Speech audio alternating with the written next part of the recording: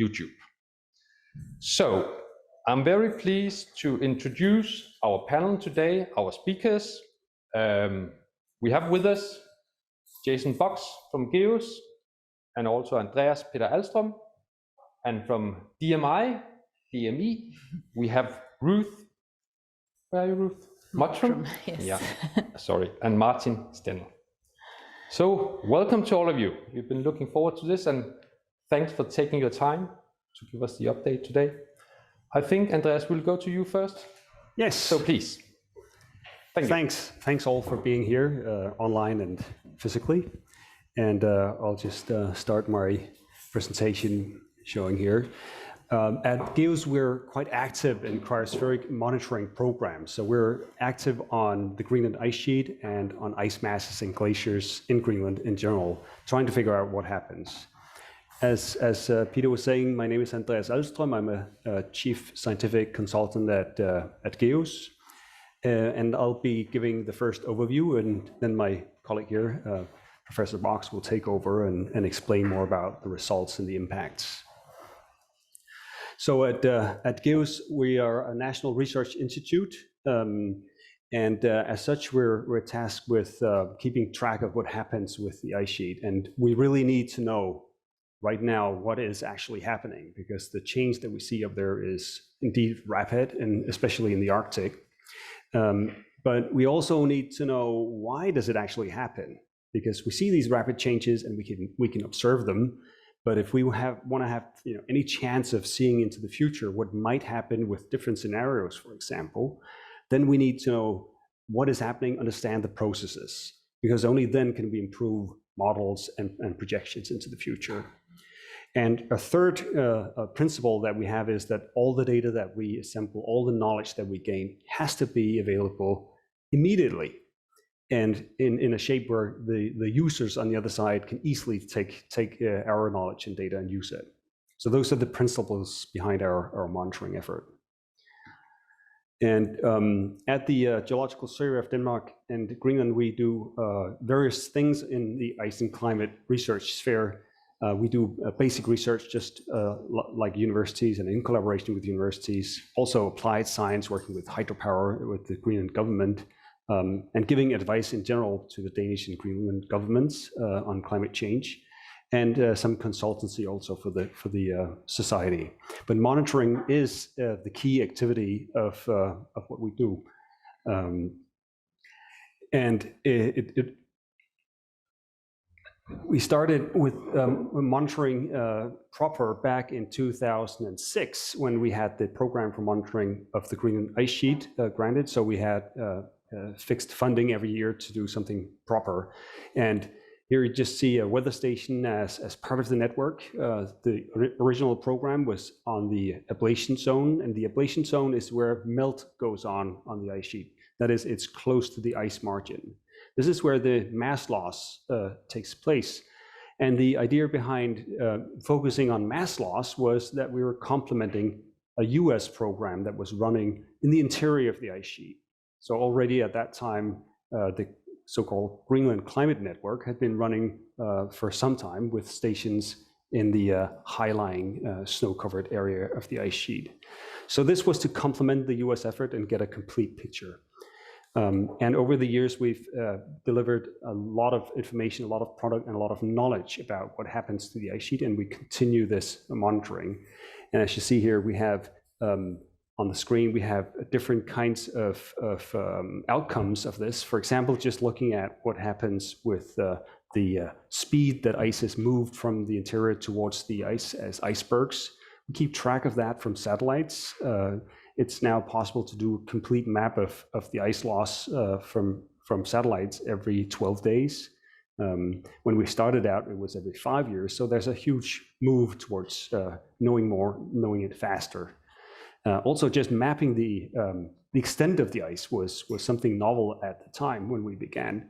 It's just such a huge place. The ice sheet is 1.7 million square kilometers, so it's a large piece of ice for sure. We've also had airborne measurements going on, trying to figure out what is the thickness of the ice, because if we combine thickness and velocity, then we know how much is coming out as icebergs.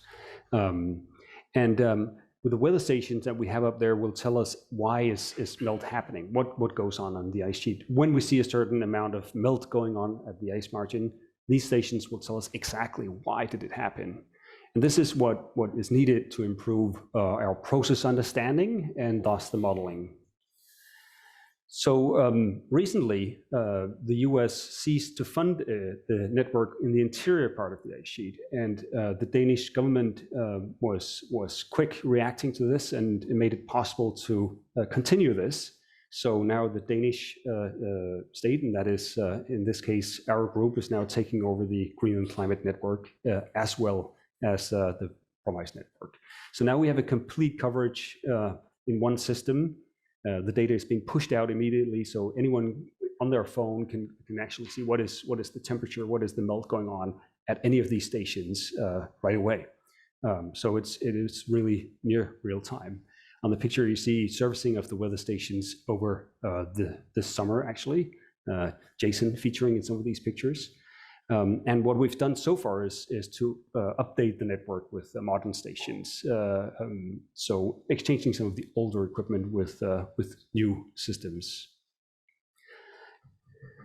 And of course, what is important in this monitoring is that it actually feeds into larger programs that are under the European Space Agency or EU projects, for example, trying to look at the total mass loss of the entire globe in terms of land ice.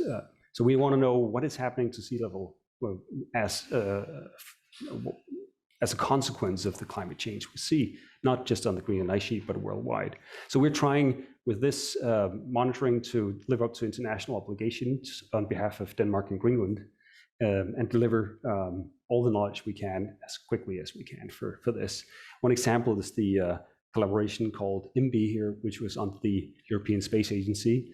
And in this collaboration, we were feeding in our results from our method of looking at the Greenland ice sheet and coming up with measure of the mass loss from the Greenland ice sheet, and it was combined with other efforts to look at the Antarctic ice sheet.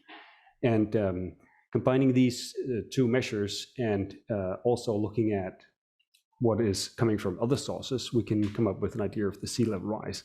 And what is important is in the graph that is showing now is just the trend itself here that Jason will also touch on, is that all the ice loss from the greater ice sheets of Greenland and Antarctica, they are accelerating.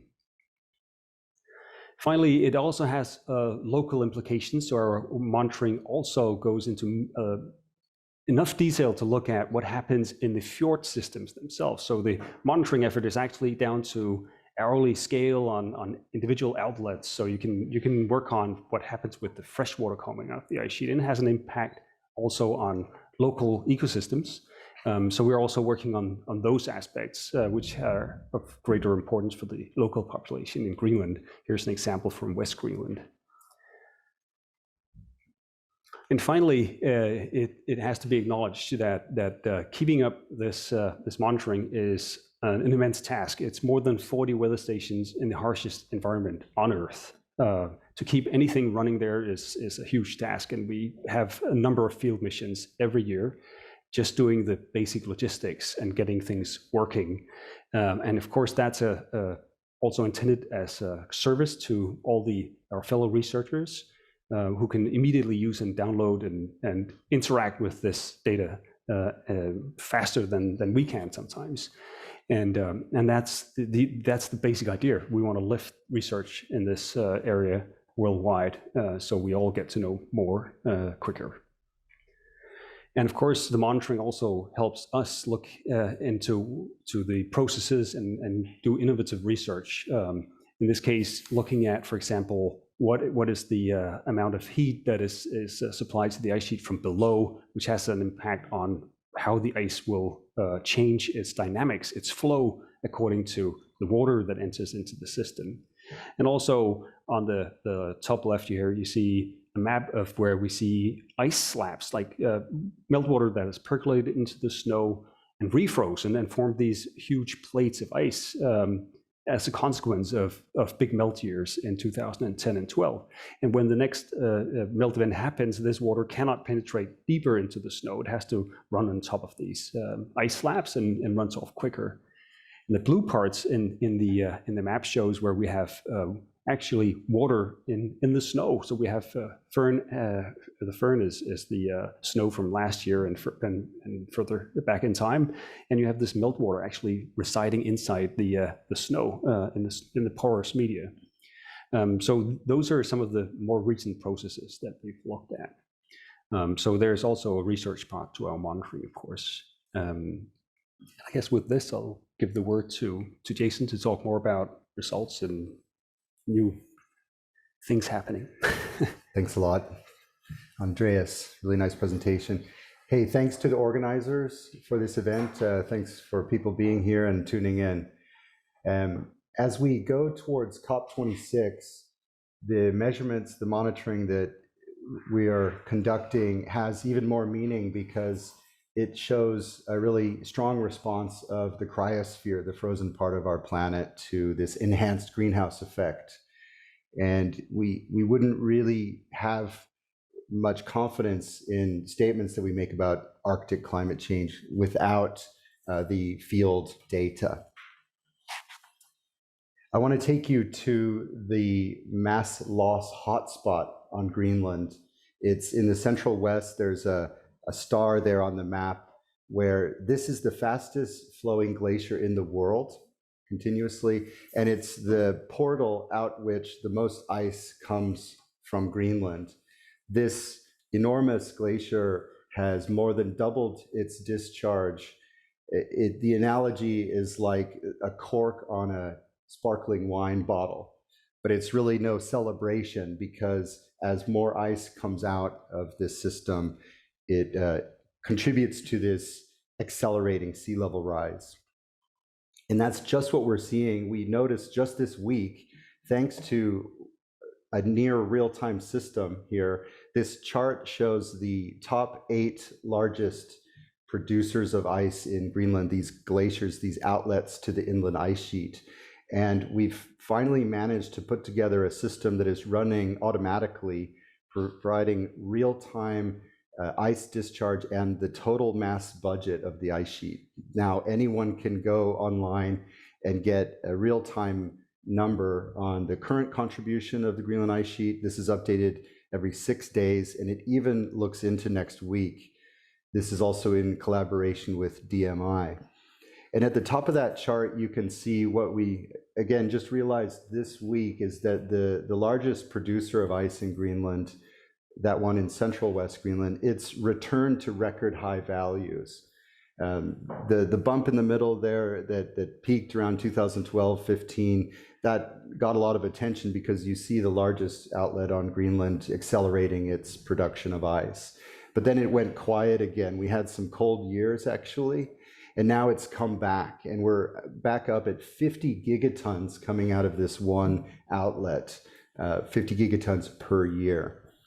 And so this is what we were looking at just yesterday, day before. We're looking at satellite pictures. Well, why has this most productive glacier come back up to record high levels? And this picture says a lot. It shows that the front of this glacier has retreated near a record retreated position. And that means that there's less flow resistance to the upstream ice. And the previous record that's shown here, record minimum extent, was in August 2015. So 6 years later, we are at that record back position, and this most productive glacier in Greenland is spraying like a fire hose, the ice evacuating as quickly as it can. And this is something that is felt around the world through global sea level rise.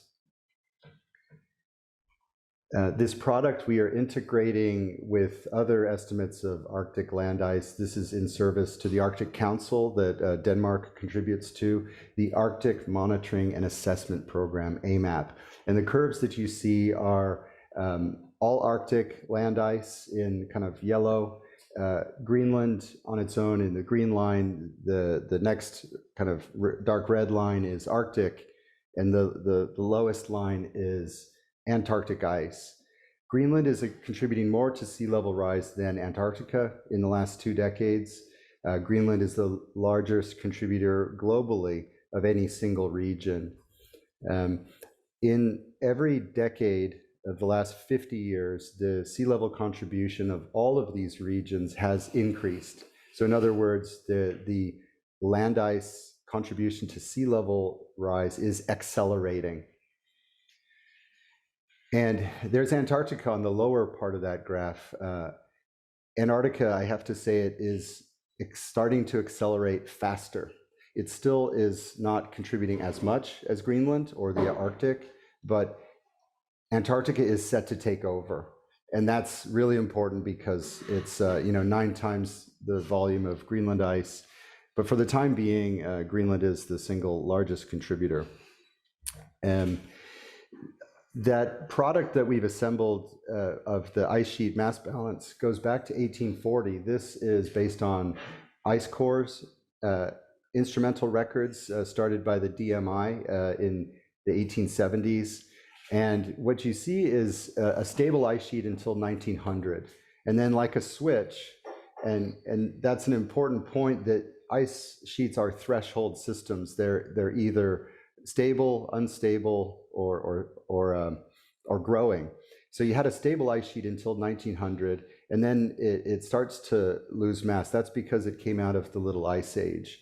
You have another inflection at 1970, and some believe, or there's evidence to suggest that the reduction in the loss of ice at that time was because of the increased sulfur content in the atmosphere, which shaded the ground. And then you then have a domination of warming caused by enhanced greenhouse effect. And as we go into the future, I want to speculate a bit about how steep the rise in sea level contribution can be, because at COP26, the real point will be, this catastrophe that's unfolding, that even if we're successful with the Paris Climate Agreement, the ice sheets will still be contributing an increasing amount to global sea level. And it raises the conversation, is there a future for geoengineering? And a lot of the wiggles that you see in this curve have to do with actually the role of sulfur and aerosols in the atmosphere, of shading the ground and influencing melt. The world faces more than 10 meters of sea level rise at this level of CO2 in the atmosphere. And even again, if the Paris Climate Agreement is successful, we still have a problem of far too much CO2 already in the atmosphere. So societies need to contemplate how they're going to remove about 500 gigatons of carbon from the atmosphere. I want to bring you back down to the present, back down to our monitoring efforts, and just to show you this map of Greenland at promice.dk. As Andreas said, you can now get real-time weather information, ice melt, and even the mass balance of the ice sheet at promice.dk, where some new instrumentation we put up are rain gauges. And just 3 days after myself and Andreas installed a rain gauge at 2,800 meters on the southern ice sheet, it started raining.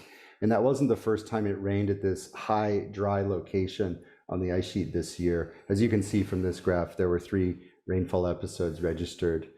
And there was a huge flow of moisture. According to modeling, this is the largest single delivery of rainfall on Greenland ever observed or estimated. And so fortunately, we have something like 10 rain gauges on the ice sheet where we can put hard numbers and check the models. Swisscamp is another location where already last year we installed these measurements. And I want to emphasize the importance of a place like Swisscamp, where in the photo below, you can see the old station on the right that has been running since 1990, and the new station that GEUS installed just last year. And what that's done is it's carrying forward one of the longest instrumental records of climate on the ice sheet, something that is necessary to check satellite and model calculations. And this record shows that during summer, temperatures have increased by 1.7 Celsius. Annual temperatures have increased by 2 degrees.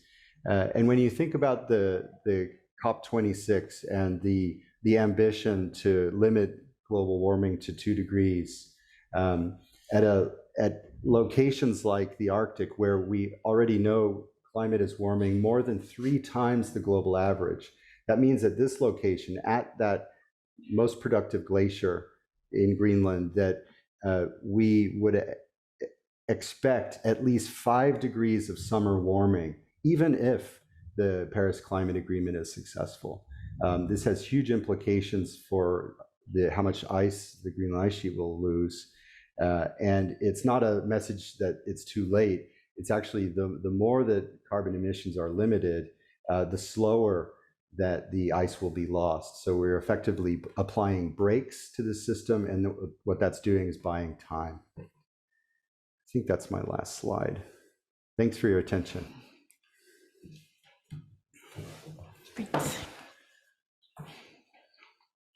Yeah, thank you. Thank you for inviting us here. Thank you for listening, both here and online. So we will look at the DMI part of monitoring climate and climate change in Greenland. So the PROMISE stations are on the ice, and that's something DMI does not have for historical reasons. We have a number of stations along the coast, and this is very important because they go way back in time. The oldest measurements are from the end of the 18th century, actually. And we also have a very long time series on the East Coast, which is quite unique. So we can use this data together with GEUS to assess all these nice products Andreas and Jason just have shown. So to put that a little bit into context, here we go again to the glacier in Ilulissat. And here are a number of lines showing the extent of the glacier tongue in different years. And as you can see, there was a retreat by something on the order of 30 kilometers over time until 2003, plus minus. And then there was further retreat, but much slower. So why is that the case? This is the case because now the glacier has left the fjord in which the ice was swimming, and it's crawling up the bedrock, which is reasonably steep over there. So that shows us that we cannot just extrapolate from old evolutions into the future. So there is changing ice in Greenland, but it's not so easy just to look at one particular place and draw conclusions from there. If we look, this shouldn't be here. So if we look at the Greenland ice sheet as a whole, we can see these are velocities of the glaciers. And as Jason said, the glacier near Ilulissat is the fastest in the world, something on the order of 1 meter per hour moving forward. So it's really fast. But if you have a look, it's very challenging. It's very difficult to measure the whole discharge of ice over the whole of Greenland. Even though there are many PROMISE stations, we can corroborate these direct measurements with model data. And that's what I would like to talk about a little bit. So we have data from the Polar Portal, which you can find at polarportal.dk. And here we are looking at the mass balance of the ice in Greenland. And what we are showing here is the budget over the last hydrological year, which starts on the 1st of September and ends on the 31st of August. So this ends in August 2021. And this shows the surface mass balance. And if you look at the bottom right plot first, it's the blue line we are talking about. At the end of a hydrological year, the surface mass balance is always positive. People often confuse that with the total mass balance, to which I will come back in a moment. So the surface mass balance, which is the difference between snowfall and snow melt and runoff into the sea, that is always positive, but of course there are other factors which also play a role. Now we can also see that in very warm years like 2011, 12, that's the red line, the surface mass balance was almost zero. So we can expect that the total mass balance was quite negative, and this was of course the case. And if we look at, if we take 2020-21 as a typical year, and if we look to the top right, then we can see there were large melt events like in the mid of July or at the end of July. And there were also large snow events as late as at the end of May. We can also see that the situation in Greenland is mainly of limited interest from September to April, because snow just piles up. We can see that these are individual weather events here, but it piles up, and then what is important for how the season ends is actually, let's say mid-June, until the end of August, these 2 or 2.5 months. And if you look to the left-hand side, we can see that there is mass loss, there's ice loss along the coast, in particular along the west coast, and there is a general increase in ice on top of the ice sheet. So the interesting thing is, of course, how does that relate to the total mass balance?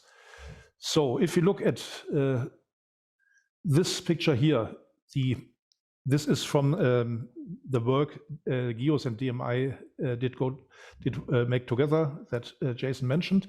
This is another plot from the same article. So in blue, we can see the surface mass balance, as I said, always positive. In green, we can actually see the iceberg carving. It's not what's shown there. It's in green. It's the iceberg carving and the melting of glacier tongues in contact with warm ocean water.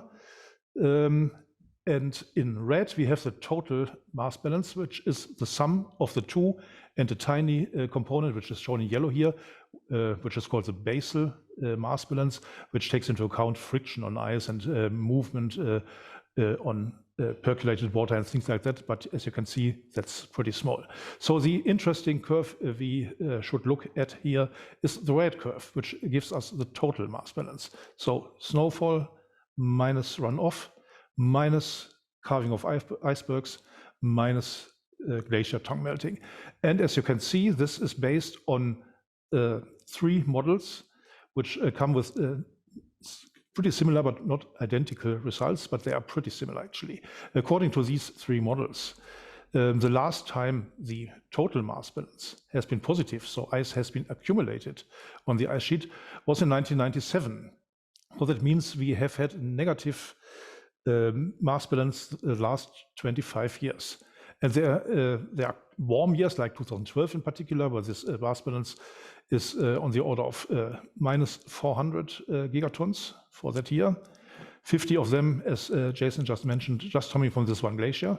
And there are other years like 2017 and 2018, which were almost at zero. This does not mean there is no climate change. It has rather to do with the huge interannual variability in Greenland, and in particular where the jet stream is located. So in a year which was warm here in Europe, like 2018, it tends to be colder than normal in Greenland, which is what you can see here. And actually already the old Norse sailors knew that, so that's nothing new, but we can also see it here. So we can see that the ice sheet has lost something on the order of 4,500 cubic kilometers or 4,500 gigatons over the last 25 years. That's quite a bit. And if you look at the longer perspective, which this is also from the same article, if you look at the longer time perspective, we can see here we have the total mass balance in plus or minus. This is what the 3 models tell us. So if we look at the total mass balance in the middle, the grayish one, we can see that it was around zero, as Jason said, up to about 1900. Then we had a warm period at the end of the 1930s, where people always argue about, but this was actually something which was mainly observed in the Greenland Svalbard area, and not so much in other regions. Then we had another warm period until the mid-1980s or maybe early 1990s. And since then, the total mass balance has mainly been negative. So we can see the surface mass balance in blue. It has become more variable than it used to be. And we also can see the sum of the marine mass balance, so calving and glacier tongues, plus the basal mass balance, which has become a little bit more negative. So these three components contribute to the fact that we have mainly had a negative mass balance. Greenland has been losing ice over most of the period where we have reliable daily data. And I would like to show the last one here, because we actually have observations from satellite which corroborate what we have seen with our models. So a model is a model, so it's nice if you can corroborate it with some observations. We have that. And these are from the GRACE satellites, Gravity, Recovering and Climate Experiment. And this potato-shaped thing on the left-hand side, you can see that is actually the anomaly of gravity measured by these satellites, of course, largely exaggerated. So these are two satellites, and if they fly after each other, and if the first satellite comes to a region where there is more mass, then it actually the gravity will be a little bit larger. So it will be a little bit accelerated, and the distance between the two satellites becomes a little bit larger. And when the second satellite passes, the opposite happens. Now, these are tiny effects. We're talking about something on the order of 1/1,000,000th of the Earth's gravity, but nevertheless, we can measure it. And if we do that, then we can get the red curve on the right-hand side. This shows us, beginning in 2002, the total mass balance, the total ice budget, as the satellite or satellites see it. There's growth in winter, and then there's melting in summer. But every year the melting is a little bit larger than it was the year before. And then we have years with large melting, 2012, and then again 2019. If we sum up everything, we come for the period 2002 to 2020, which is the newest data we have. The newest for 21 will only arrive next Tuesday. So unfortunately, we cannot show it here. So we have a loss of 4,200 gigatons or cubic kilometers ice during that period of roughly 18 years, which fits nicely to what the models tell us, which is 4,256 cubic kilometers. You can also see that there's a gap in 2018. That was because the old satellite, the old GRACE satellite, had to be replaced by a new one, GRACE-FO, follow-up. But GRACE-FO was not up there in time, so it took some time to get it up there. So unfortunately, we have a gap there. So that's what I wanted to say. Thanks, Martin. So I'm going to talk about the future a little bit. And some other things. I should say, by the way, I forgot to mention this in my slides here, but the data sets that we get from GEUS are really valuable because they're actually now being assimilated into our climate models and into our weather forecast models. So this actually helps us to improve not just the weather forecast in Greenland, but also downstream, because most of our weather is coming from the west. And so there's actually a very practical beyond climate monitoring effect here. I would like to talk a little bit about some of the results we have. This is an article that's just been accepted. It's not yet out fully, but these are from our modeling system. At DMI, we run a large range of different types of models, and one of the ones we run is a global climate model called EC-Earth. And then we use a regional climate model to get very high resolution climate information out of that. And so we've taken this model and we've looked at how does it compare to other models, global models that are run. Generally speaking, when we're running climate models, we want to have lots of different models and compare them with each other because they tend to have different strengths and weaknesses in different areas. So what we find in the latest simulations, and this is not just in our own system, but in other climate models around the world, under the sort of current generation of climate models, we tend to see much more warming in the future under the different scenarios, in the Arctic in particular, but we also see more snowfall. On the other hand, this figure down at the bottom, I hope you can see it clearly, here we're comparing two different previous generation model and a new generation model, and it looks like they're quite similar at the end of the century, and that's largely because although there is more melt, we also see more precipitation, more snowfall over the ice sheet.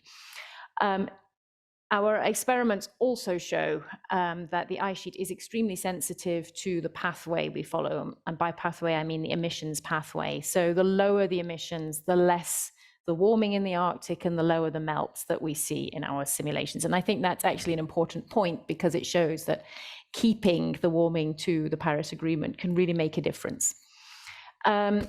I want to talk a little bit, I realize we're running close to time, so I will try and be quick here. I also want to talk about calving glaciers. So what we saw in the last IPCC report that's just come out, the working group 1, there are a lot of glaciers around Greenland. They don't all act the same way. This is an interesting two glaciers. This is results from 1973. If you go back to these glaciers, there should be, I don't know, there should, okay, it's not coming up, but if you go back to these two glaciers today, the top glacier, Tracy Glacier, has retreated substantially more than the bottom glacier, Ahlstrøm Glacier, which is in almost the same position. It's slightly retreated, but not much more. And this was something that also came out in the most recent IPCC report. How the ocean is contributing to changes is very uncertain. And this is a problem because, as Jason showed very clearly in Jakobshavn, we can correlate the changes there quite well to ocean changes. These glaciers in northwestern Greenland, they showed a similar pattern to Jakobshavn. They speeded up, they accelerated, especially Tracy Glacier lost a lot of ice.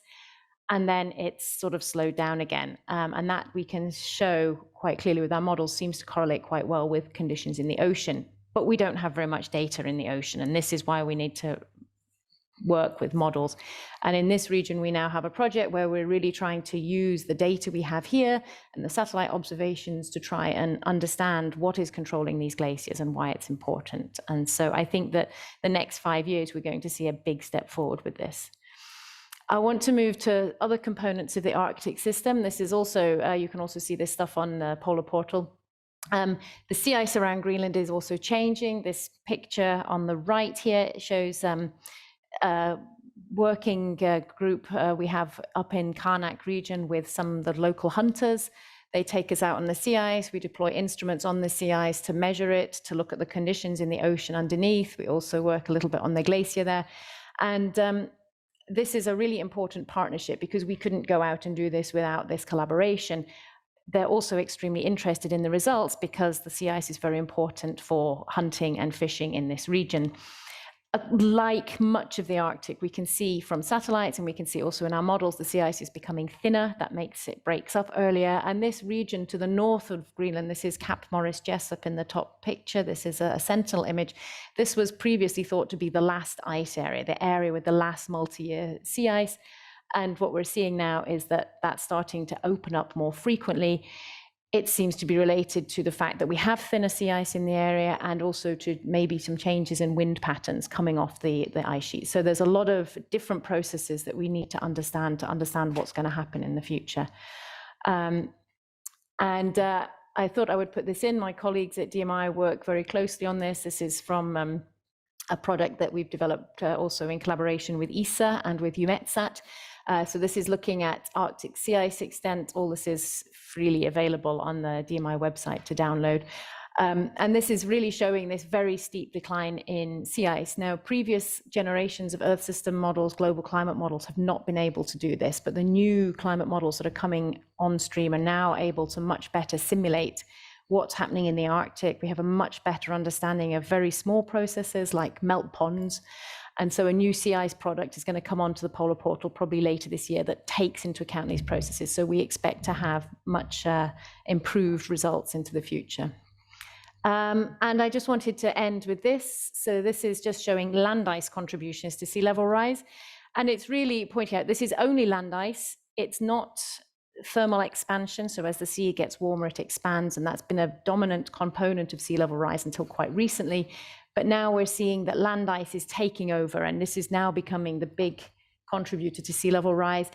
I would like to point out that the uncertainties on these estimates at the end of the century are quite large. And that's because there are all these processes I've talked about. We have these uncertainties. We know that they could lead to much higher rates of sea level rise in the future, but we need to quantify that. And so we have a number of projects at DMI and other institutes internationally where we're really trying to understand what are the uncertainties on these sea level rise estimates and how will different emissions pathways affect that. That's it. Thank you very much. Thanks to all four of you for the very interesting presentations. I hope it has inspired to some follow-up questions. I'm sure it has. So I think we'll open up first here in the room, and I'll just hand over the microphone, and then if you introduce yourself and ask your question. Chuck. Charles Farrell. I'm a freelance writer. I read about a year ago in a fairly reliable source that the main factor behind the rising seawaters was molecular expansion. I assume that's true. This is, yeah. Are there any models or projections about when the melt might take over? Actually, so the most recent results from the European Space Agency has a big project looking at sea level rise, and they published a paper 2 years ago, I think, where they showed that the land ice contribution has already taken over from this thermal expansion. So we're actually at the stage now where the land ice contribution is starting to take over from this. But of course, this will continue into the future because the heat in the oceans has to propagate down into the deep ocean, which is still, below 3,000 meters or so. We have observations in the ocean that show that this warmth that we're putting into the ocean will take time to propagate into the deep ocean. So this thermal expansion will still continue, but the land ice contribution is really increasing a lot. And it's of course not just Greenland or Antarctica, it's all the small glaciers around the world. So the estimate is that we have about 0.5 meter of global sea level rise on average to come from these small glaciers. The small glaciers. So this is glaciers like in the Alps, Iceland, Svalbard, the Canadian Arctic, and also some of the smaller glaciers around Greenland that are not connected to the ice sheet. Well, that's a very good question. As I was saying, it very strongly depends on which emission pathway we follow. Most of the smaller glaciers will be gone by the end of this century under a high pathway. So if we burn everything we possibly can as fast as we can, that means that most of the small glaciers, some of the larger ones will still be around, but most of the alpine glaciers, for example, will be gone under that. But if we follow a lower emissions pathway, if we keep to the Paris Agreement, we can preserve a lot of those glaciers. Greenland and Antarctica? Well, this is the total land ice contribution on this figure that we're showing here. And so when we talk about sea level rise, you have to understand there are two factors. One is, how quickly are the glaciers melting, but also how steep does the temperature go up? So how fast and how far? And if you can keep the temperature from going up, because we know that the amount of melt is very strongly related to the temperature. If you keep the temperature down, then the amount of melting you get will ultimately be reduced. But the time scale is a very difficult question because of these unknowns in terms of, ocean. Does anybody else have a comment? I have forgotten something, no doubt. A fundamental problem is that the ice sheet models have been shown to not be capable of reproducing the observed changes. So we can't really rely on ice sheet models to project the future. Therefore, we can't rule out multiple meters by the end of the century, or more than a meter.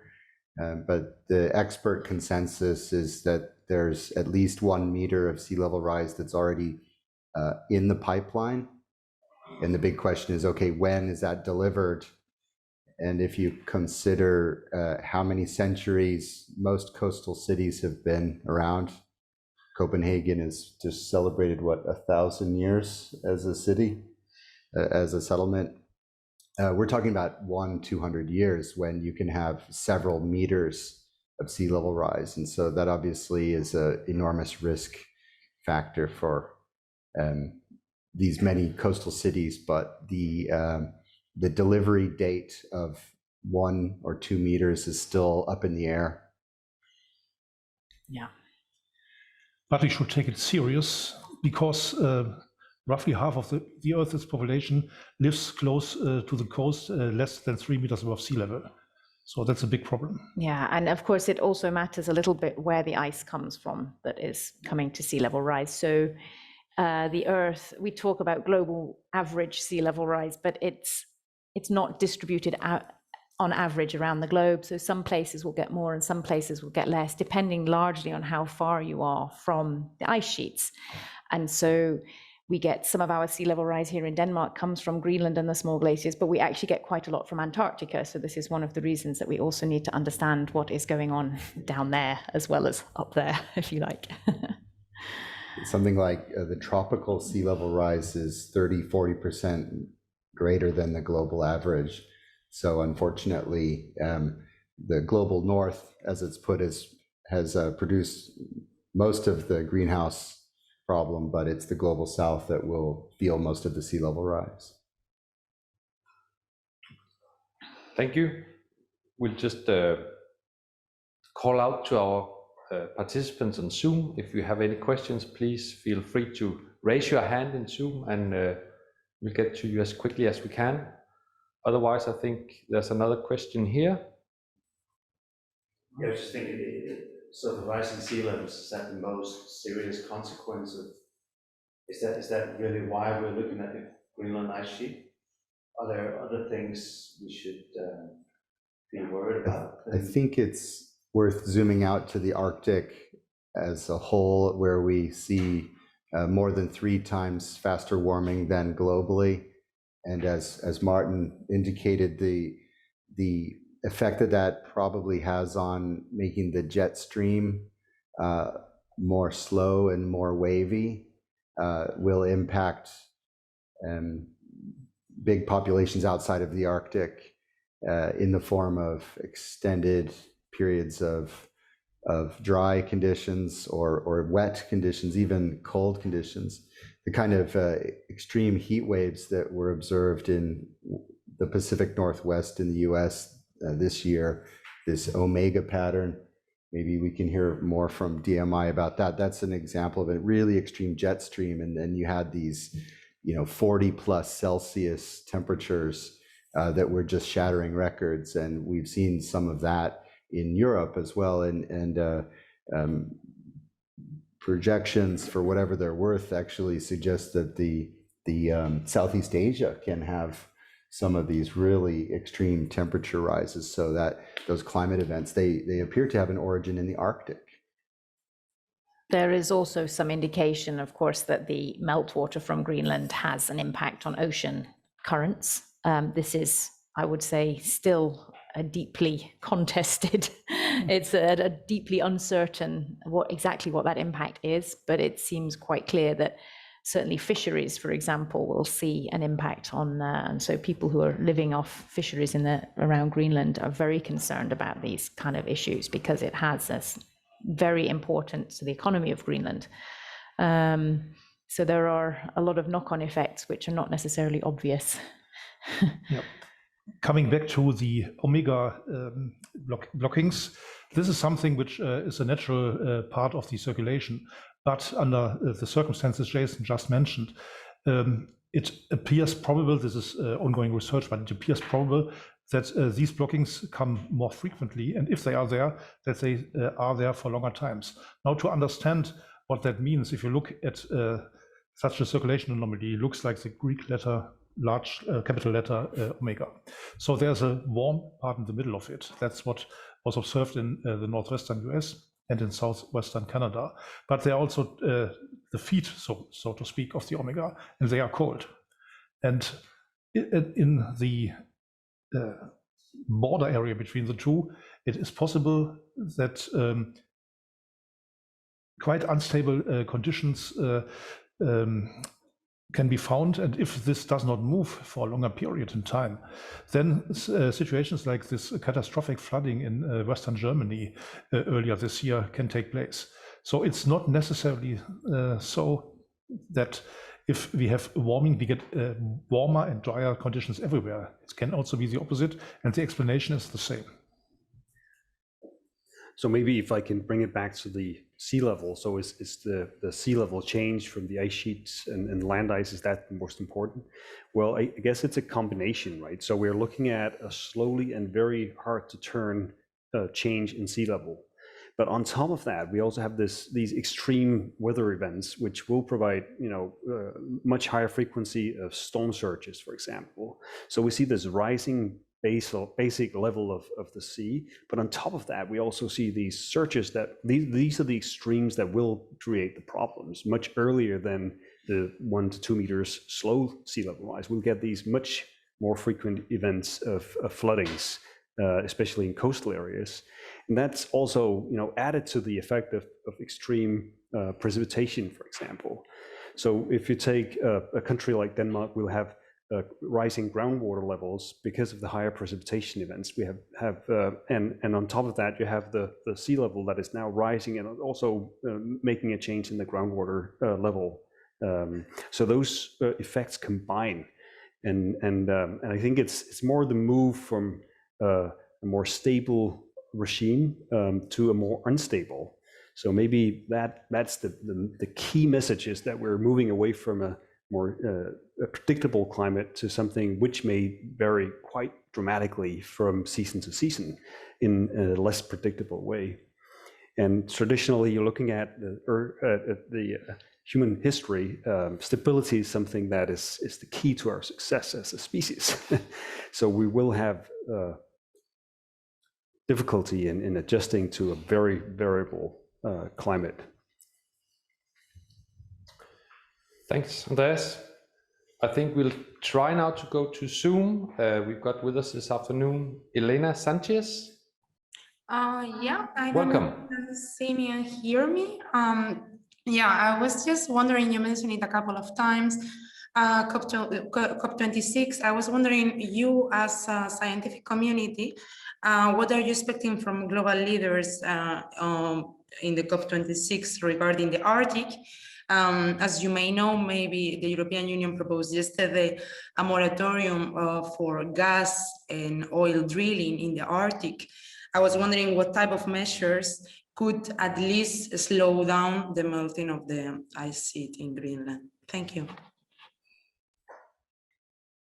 It's a really slow-moving problem. We see the ice sheets just beginning to accelerate, and it's, I think, really tricky politically because of short political cycles, that policy needs to be made with benefits that will be felt in decades from now. And I think that's a lot of pressure should be felt at the COP26, where hopefully those international agreements and treaties have legal enforcement, so that those types of necessary policies will have some effect in the future. But it's a long game.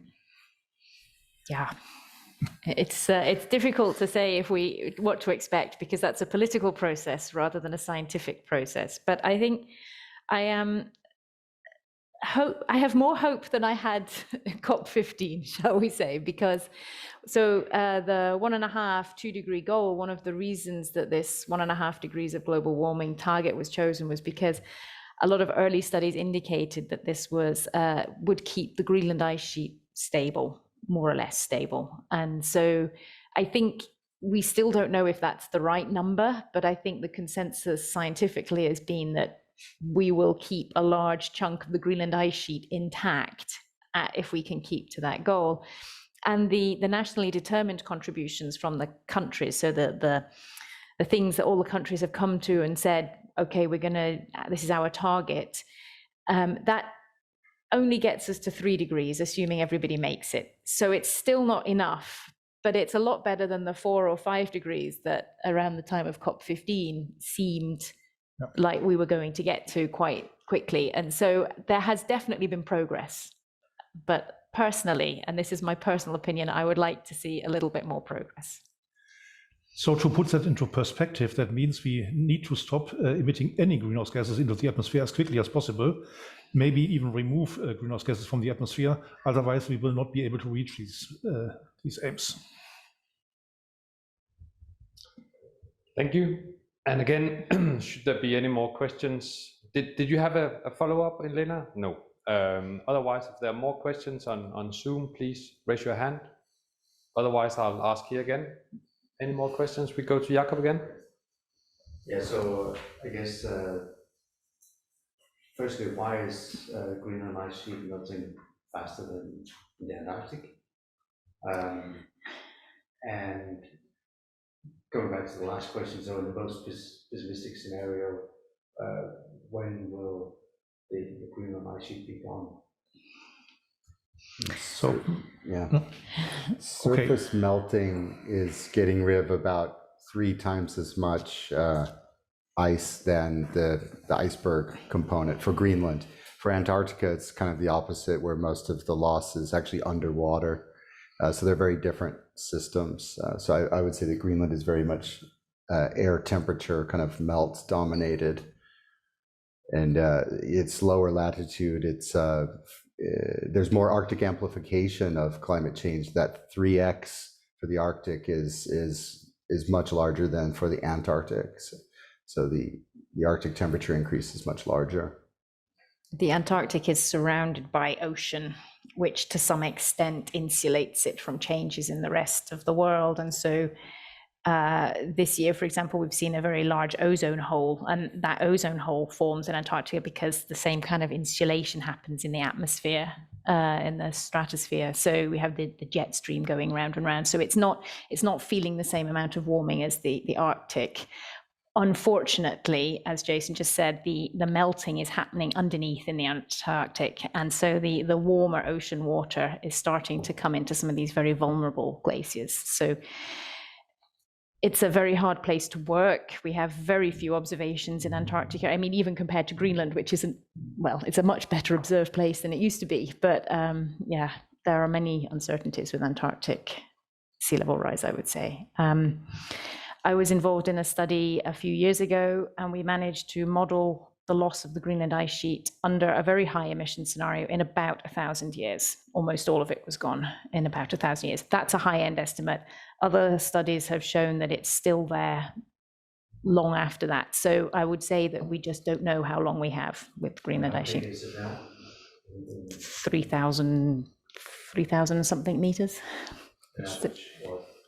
At the highest point. More than 1,000 meters. Yeah, it's a big place.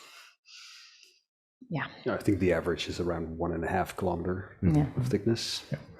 So it's not a total yes or no. Is the ice sheet going to be completely gone? It's more a matter of how much is it going to retreat, because there will be high-lying regions where glacier covers will remain for quite a long time. But what we should be most aware of is when are the fast processes suddenly taking over, because this is not going to be a uniform demise of the ice sheet. There will be thresholds that we will cross, and once we cross those, things happen fast for a long time.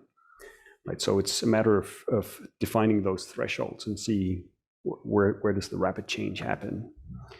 An example is that the ice sheet is currently now depressing the whole Greenland landmass, and if you remove it at the pace that we are now, it's not able to uplift as fast. So it's actually a depression. It's like a bowl. So in the middle of Greenland is kind of bowl shaped right now, and a lot of it is below sea level. And if you remove the ice and left it for a few 100,000 years, it will rise up by maybe 800 meters, but there is this effect of having the depression there, which means that there will be a threshold where the temperature is just rising high enough to have the ice sheet melt very quickly in the lower reaches, and then it will have to retreat up to the higher mountains. Yeah, and to answer your first question, why is the effect from Greenland larger? That is because the Arctic is much warmer than Antarctica, mainly for the reasons Ruth just mentioned. So there's no exchange to lower latitudes with warmer temperatures. And so if it gets 5 degrees warmer in the Arctic from -5 to 0, that's fundamentally different from when it gets from -15 to -10 in Antarctica. Not much happens for the time being. This changes over time.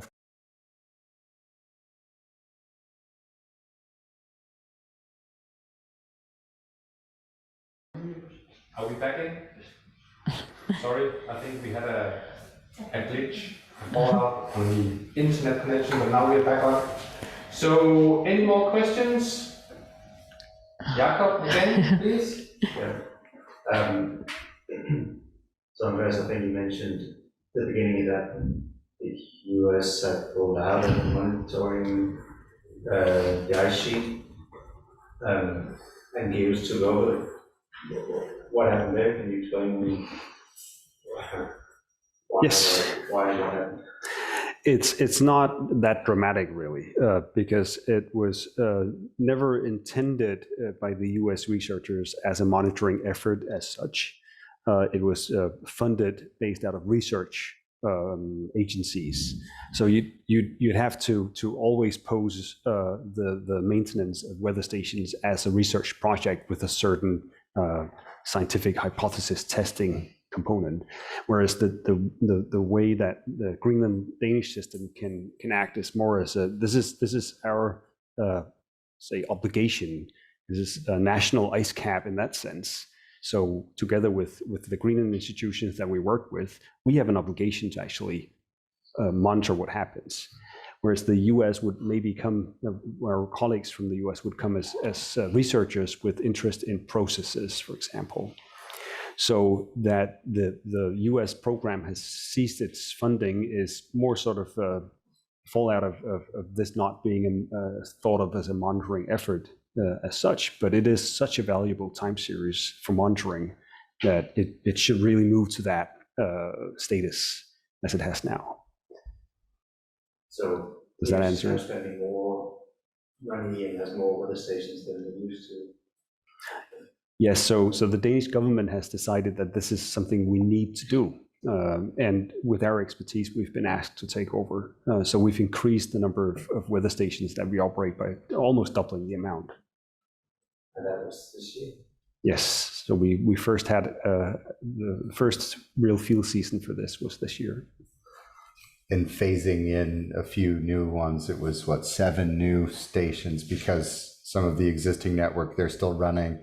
And then those existing stations still running, we run them side by side with the new generation of equipment, make sure that we have a homogeneous record. So we have multiple years of overlap already to study to make sure that the new generation equipment is measuring the same thing. One more question, please. So I think you mentioned that the Jakobshavn glacier had retreated to land. Is that correct? And how many of Greenland's glaciers have retreated to land, and what does that mean for how they act and how they what the consequences are for the seawater and the fishing industries and all that? Yeah, actually 3/4 of the glacier outlets are tidewater in Greenland. So there's still the majority are terminating in the water. It's true they are retreating with less contact with the water. They're up kind of narrow fjords, but still some very warm, +5 Celsius water still can make its way in and that does destabilize these glaciers. So they will have a marine contact for many decades to go. Nonetheless, we see that 3/4 of the changes are driven by surface melting. So the tidewater glaciers they get a lot of attention because we don't understand them as well. But if you really look at where the changes are coming from in the last 2 decades, it's 3/4 of that's at the surface. Maybe correcting the notion that it's land-based. The Jakobshavn is special in the way that it's residing over this very deep trough in the landscape. So there's a deep canyon below it, and this canyon actually continues some further inland. So in that sense, if you remove the ice, there would be a fjord going in. So even if you look at the map and it's retreated, behind the rest of the ice margin, it might still be very influenced by seawater at the base. Does that make sense?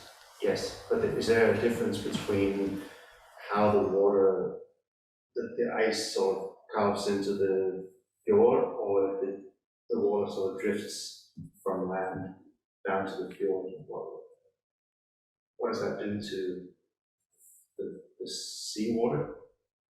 To the fishing? There's a lot of fresh water, like hundreds of cubic kilometers every year of fresh water that's draining at the bottom side of the ice next to land, enters the fjord, and because the fresh water is lighter, it immediately rises at the front of the glacier, but there's this Atlantic salty warm water that gets sucked in and forced to exchange heat with the grounding line, like the most sensitive part of the glacier. So there's a very intimate and powerful interaction of the fresh water that's generated at the surface melt with the warming ocean.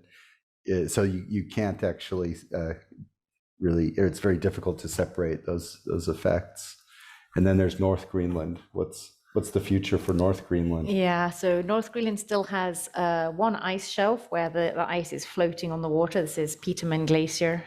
I guess there's only Petermann Glacier, and there's also Fjord. 79 Fjord and Zachariah. Does Zachariah still count? I guess it still counts. And Ryder Glacier. Ryder Glacier is still there. But over the last 20 years, we've seen also in northern Canada, all these floating glaciers are gradually starting to break up and disintegrate. And that's clearly partly driven by surface changes, but it's also being driven by warmer water underneath. And the interaction between these two is very difficult to separate out what's going on, what's happening at the surface from surface melt and what's happening with ocean mixing underneath. We have very few observations underneath these glaciers that are floating. And so we have to rely on models to really try and understand what's going on there. And the retreat of sea ice in the north, this results out of DMI that have stuck in my mind is, as the sea ice is lost from North Greenland, you can have a strong warming in the north. And so the glaciers in the north, which are currently moving much slower, you get a big increase. And that's maybe a good example of how the system can change in surprising or make big increases in its delivery of ice into the sea. The north is just waking up, and so we should expect and not be surprised in the next decade plus to see some big changes in I agree. North Greenland. Our climate simulations show that northern Greenland gets much warmer relatively compared to South Greenland because of Arctic amplification, and because it's very dry up there, the glaciers don't get a lot of snow in the wintertime. So as soon as the snow is stripped off in the melt season, they start to melt really quickly. And so I think we will see quite big changes in northern Greenland in the next. And you have a paper on rain in northern Greenland, I believe. Yeah, then there's the rain question. That's a good example of how this threshold of 0 Celsius, as we increasingly cross that threshold, then you're getting rain instead of snow. And that's like night and day for the stability or lack thereof of this land ice. Rainwater, darkens the surface, it heats the snow internally. But if it's just a couple degrees colder, it will be snow cover that's piling up, nice bright snow cover that's protecting the ice. And so this threshold of 0 Celsius is a real tipping point. And it's being crossed more frequently.